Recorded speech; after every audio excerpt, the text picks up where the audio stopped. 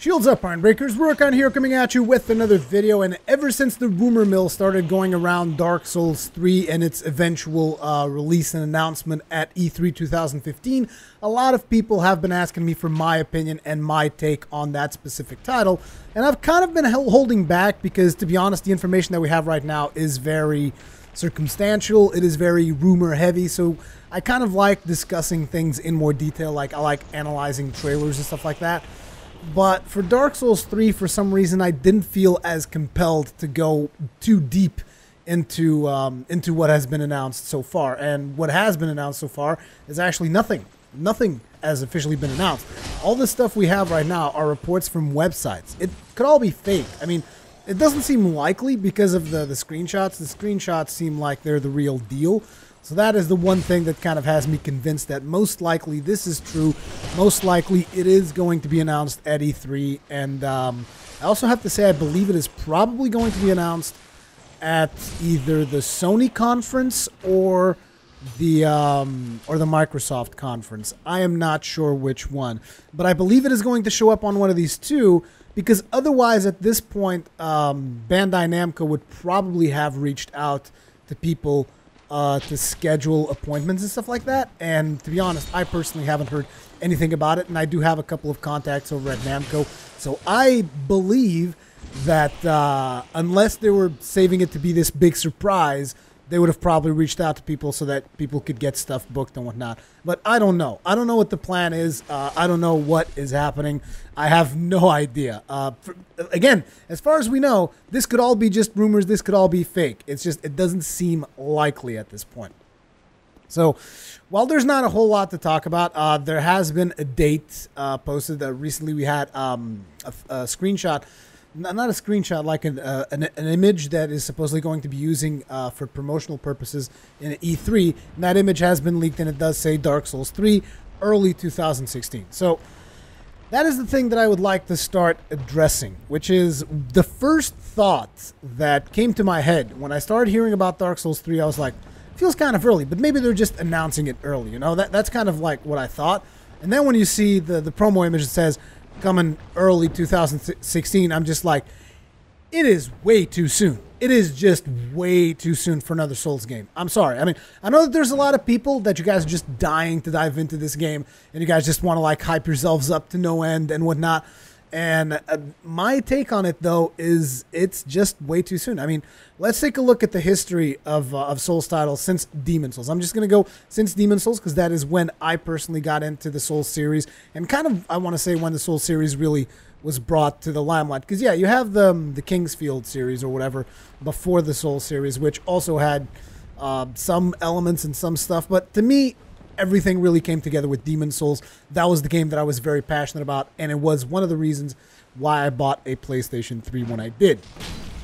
So, Demon Souls was originally released in Japan in 2009. So, the localization story for Demon Souls was a bit of a rough patch because they weren't really expecting the game to do as well as it did, so they didn't really plan things out accordingly. But essentially, the game was done in 2009. It was finished in 2009, and then it was eventually like localized and so forth. But 2009 was when Demon Souls was done.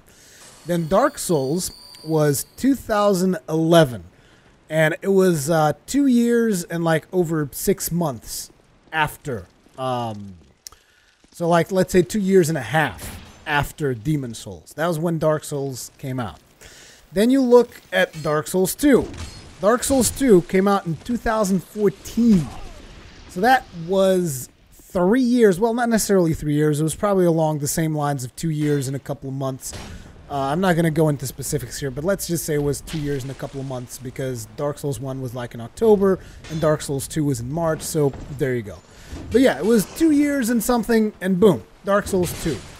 And then is when I started getting worried, because I mean, in a way I was worried, in another way I wasn't, because Bloodborne did have Miyazaki behind it, Dark Souls 2 didn't. But Bloodborne came out in 2015, so that was a year after Dark Souls 2. And that already kind of felt early to me. I was like, that's kind of early, but Bloodborne is seeming considerably different, so I was like, yeah, maybe they're putting in some crunch time and just, you know, getting things done. But then you hear early 2016 for Dark Souls 3, and I was just like, that is way too early. That is way too early, and that points to me that maybe they're just doing a couple of upgrades on the Dark Souls 2 engine and, you know, building Dark Souls 3 on top of that. And that is my concern, because I gotta be honest, I played a whole bunch of Dark Souls 2, and I really liked playing Dark Souls 2. And like a lot of people who hated Dark Souls 2, I was not one of those people. I enjoyed what I played of Dark Souls 2. But there are a couple of things that after playing Bloodborne and after playing Dark Souls 1 not so long ago for the Ironbreaker playthrough, I kind of began to feel that the movement in Dark Souls 2, essentially the movement, it feels very sticky, almost like your character is in molasses every time that you lock on to anything. Your character is just like, I feel like you're just stepping on eggshells or something. I don't know. But yeah, there's something about the movement that has been increasingly getting me very annoyed with Dark Souls 2. And I kind of fear that might be taken into Dark Souls 3 if they are using the same engine. Again, this is all assuming I'm assuming a lot of things here. I could be completely wrong. You never know. All of that. But right now, I just feel that it's way too soon. I feel it's way too soon for Dark Souls 3 to come out. And yeah. Anyway, let's talk about some of the features, because some of the features have been discussed by the channel who leaked all this information, the channel known as The Know. And the first thing they say is the game is coming to PlayStation 4 and Xbox One 2016. PC is also listed, but is accompanied by the word negotiable. Now, what this means to me is, I mean, PC and console releases of Souls titles have always been phased out. From Software and Namco Bandai don't particularly have a very clean track record when it comes to PC, so to speak, because they tend to either release on the consoles first and then on the PC, or in the case of Prepare to Die, they release on the PC first and then on the consoles. Basically, what this means to me is they're going to try to sell you the game on next-gen consoles, and then they're going to try to sell it to you again on the PC. That's kind of what I feel about it. That's kind of why I feel those releases are phased out. And hey, it's whether you like it or not, it's the way that it has been. Let's face it, it's the way that it has been for a while. Like Dark Souls 2 also released on the consoles, then it released on the PC. Dark Souls 1 released on the consoles, then it released on the PC. Prepare to Die released on the PC, then it released on the console. So again, they always seem to phase out their releases when it comes to Souls games. So it doesn't surprise me at all. So I think you can expect the game come out on consoles first and then comes out on the PC. That's just my opinion. The game will support 1 to 4 players, meaning it is possible that you can summon more than one friend, or there might be player versus player element. The fact that the word might is included in this sentence makes me almost say, have you guys never played a Souls game? Any of the Souls games. Come on. Of course there's going to be PvP. Of course there's going to be some kind of invasion mechanic. Of course you're going to be able to summon other players to help you out. It's just a given at this point. If it's got Souls in the title, it's going to have those things. I mean, not if it's got Souls in the title, but if it's a Souls title, it's going to have those things. 10 playable classes, all available from the beginning of the game. I'm not exactly sure what this all available from the beginning of the game means. Again, it just seems to me like one of those things that is written by someone who is not that familiar, is not that familiar to the Soul series. Of course, you're going to have the playable classes, which are your starter set of stats and gear and all that. But, of course, you will be able to build any class into whatever you want. Some classes will be better for some things. Other classes will be better for others. But at the end of the day, it's all going to be about how you place your stats. I'm pretty sure of that. I mean, it has to be. Otherwise, I don't know. 45 new enemies and 15 new bosses. Characters and monsters from previous games not included in that count. Now, this is interesting. This means we will be seeing characters and monsters from previous games, assuming all this stuff is true. We're also going to see a couple of new ones. So 15 new bosses and characters and monsters from previous games not included. Characters and monsters. That means that beyond the 15 bosses that you currently have in the game, most likely we'll have a couple of bosses return. We've seen Ornstein make a return for Dark Souls 2, so who knows? Maybe Smo will make a return for Dark Souls 3. Maybe Artorias will make a return somehow. You know, I'm expecting to see some bosses from the Souls franchise mixed in with some new stuff. 100 new weapons and 40 new armor sets, with returning equipment not counted in that number. That's a lot of weapons. 100 new weapons. I mean, it all depends on how much difference there is in the moveset. I mean, let's face it, we all know it's not necessarily about the weapon specifically, but about the moveset of that weapon. That is what really matters, at least as far as I'm concerned. So what we really want to know is how many different types of movesets are we going to have. But in regards to the weapon, something that I've noticed from the screenshots is I really liked what they did in regards with, you know, when you have two weapons equipped and you can switch between them using the D-pad left or D-pad right. I noticed that in a lot of screenshots you will have a character with a sword in one hand and then he's got another sword on his back. So I like that. I like the fact that they're showing the equipment that you have equipped on your character instead of it just being, oh, I just pulled out this side out of my ass, you know? It was just sitting there all along. You just never saw it. I like that. I like that you show what the character is carrying on him at any given time. I think that's a nice feature to have.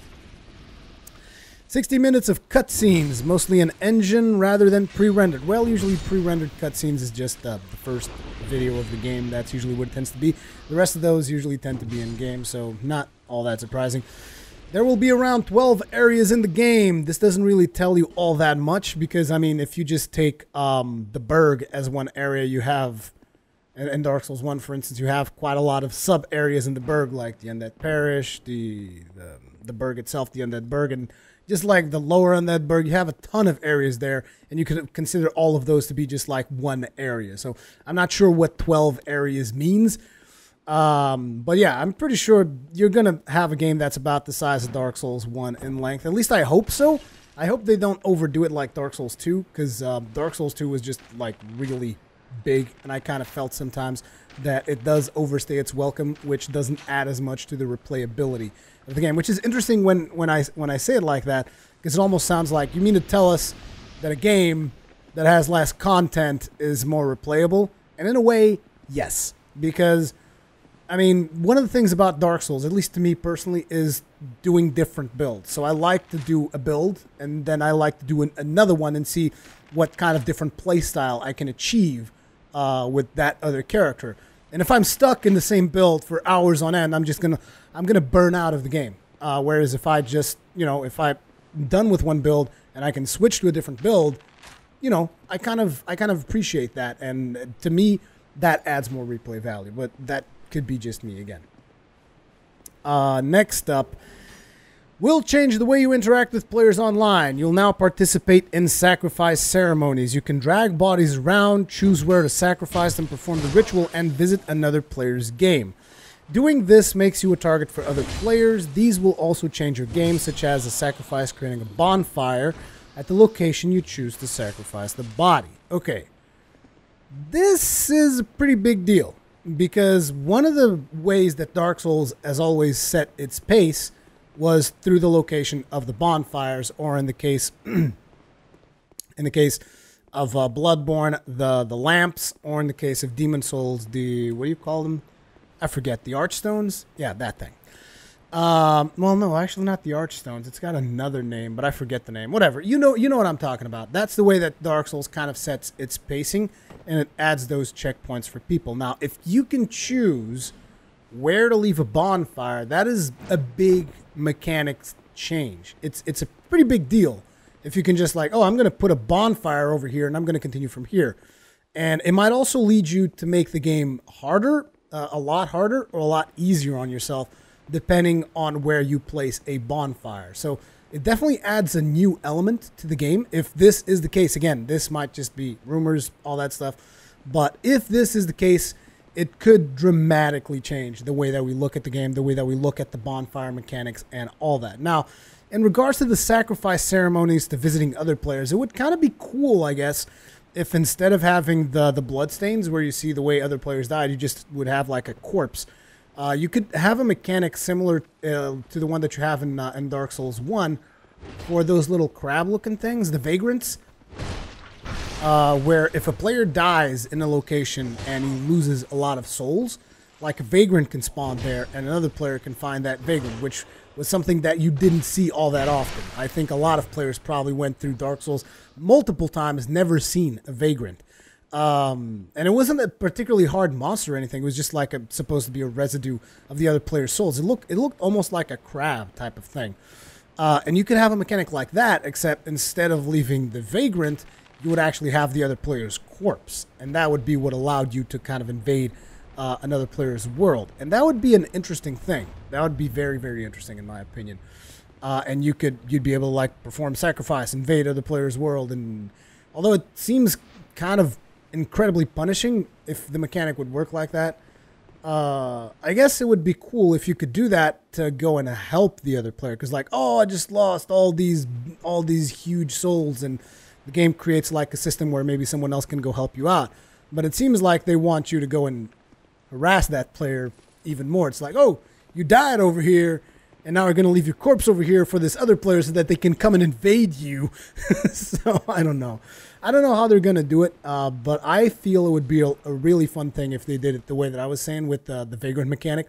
Leave a corpse there, and someone else could go and help you to try and recover all those thousands of souls that you just lost. Light sources and enemy layouts have been changed. Now, enemy layouts have been changed. I'm like, what? Enemy layouts? What are you talking about now? Because of course the enemy layouts haven't changed. It's supposed to be a whole new game unless you're going back to zones that you've already been to. I don't know. I think this one is probably a mistranslation from Japanese or something, and I don't think it makes a lot of sense. Another thing is boss battles have a new heat up factor that completely changes boss battles based on undescribed factors. This seems like some kind of an enrage mechanic. They do have an example in the screenshots that they've shown where you see this this boss area, and you're fighting this dude who's got like a spear, and then you see what looks to be a very similar boss area, but you're fighting this giant monster looking thing. So I don't know if that is the same boss fight, and maybe he has the heat up mechanic. I don't know what the deal is with that, but yeah, I mean, having factors that change bosses is something that we've seen something of in New Game Plus for Dark Souls 2, like for instance in the Lost, what's it called, the Last Sinner or the Lost Sinner? I think it's the Lost Sinner. In the Lost Sinner boss fight, you have the two Pyromancers that show up in New Game Plus. In the Flexile Sentry, there's also two dudes that show up in New Game Plus, and several fights kind of change like that. So it's not like it's something terribly new, but if they're doing it in a way that completely changes up the boss, like the boss just goes friggin' rage mode and whatever, that seems interesting. But calling it a heat up factor almost seems like an enrage timer, so that you don't take too long to kill bosses. This almost takes it back to my World of Warcraft raiding days, where it's like, you have to beat this hard in rage time, or otherwise the boss one-shots the raid. I'm not sure if that's what they want to do, because one of the things about Dark Souls is that you can afford to usually take your time when you're dealing with a boss, and that is a positive thing, in my opinion. Like, if you're good enough, you can be in a boss fight forever, if you want to, just not killing the boss and just training and dodging and stuff. With the heat-up mechanic, I'm not sure how that's going to work out. Maybe what it seems like it's going to be to me is that it's going to be something that you will do before the boss, and that will change how the boss will be, the entire boss fight. I think that's what heat up is going to be. But again, I don't know. Everything is still just way up there. The game will add sword fighting arts, which include Russian and Circle. The former is a sacrifice attack that allows you to dive into an opponent and take damage while delivering a huge hit, while the latter sounds like a dodge move. So this whole sword fighting arts, what it seems like to me, it's like it's going to be like magic scrolls. The difference will be that instead of you learning a specific craft for it, you're going to level up strength and dexterity or whatever. Maybe there's a new stat like tactics. But to be honest, Dark Souls 3 needs to be careful with the amount of stats that it deals. Now, these were all the this is all the information that I have available to me right now. This was a sum up from a website called Gematsu, who summed up all the stuff that the guys from the Know said in their video. So these are all the informations that I have available to me right now and that I can discuss upon. So if I were to talk on the stuff that I would expect them to do, the stuff that I would want them to do, is first thing, which I've already mentioned this in the previous video, so if you watched the live stream of the Bloodborne video, I'm going to repeat some things in here, because I did a live stream recently where a lot of people were asking me about my opinions on Dark Souls 3, so I was just like, okay, let's get to it. And well, some of the things that I would like them to do is, A, do not use the same engine as Dark Souls 2. It's not that the engine is bad, but, excuse me, it's not that the engine is bad, but there are a couple of things in Dark Souls 2 that, after playing Dark Souls 1 and Bloodborne, I kind of feel like I have a hard time getting back to the Dark Souls 2 engine, which is, again, that mechanic where whenever you lock on, you get punished so much. There's so much punishment for you to locking on in an enemy that I just feel that a lot of times I would rather not lock on. And that's almost, I don't know, I feel that mechanic is too punishing. The fact that your character just moves like it's walking on top of molasses, it pisses me off. I don't like the fact that the character moves so slowly. And you guys are like, oh, just wear lighter armor. Look at the playthrough I did on Dark Souls 2 recently. It doesn't get any lighter than that, okay? It doesn't get any lighter than that.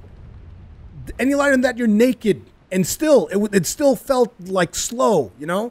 That's the problem I have with it. I want it to be able to be faster, be more responsive, you know? But anyway, yeah, I would like to see a new engine, preferably, I don't know, use some kind of a modified version of the Bloodborne engine or something, which to me is a lot more solid than what you have on Dark Souls 2. The other thing is obviously the hitboxes. The hitboxes in Dark Souls 2 are a nightmare. Sometimes you will get hit by something that wasn't even close to touching you. This is particularly obvious in the Ancient Dragon fight, where a lot of times dragon lands and you die and you weren't even close to the dragon's feet, and it's just like, oh, must have been the shockwave or something, I don't know, something killed me. But yeah, the hitboxes, yeah, they need a little bit of work there. What else would I like to see in Dark Souls 3? I honestly don't know. I honestly do not know, because again, I just feel that it's just way too early. I don't want to see Dark Souls become another franchise like Assassin's Creed, like Call of Duty. I really don't. Even though I love the franchise, there was something that I even said when I started playing Dark Souls 2. I believe at some point I might have said in multiple videos even, I hope that there's no Dark Souls 3.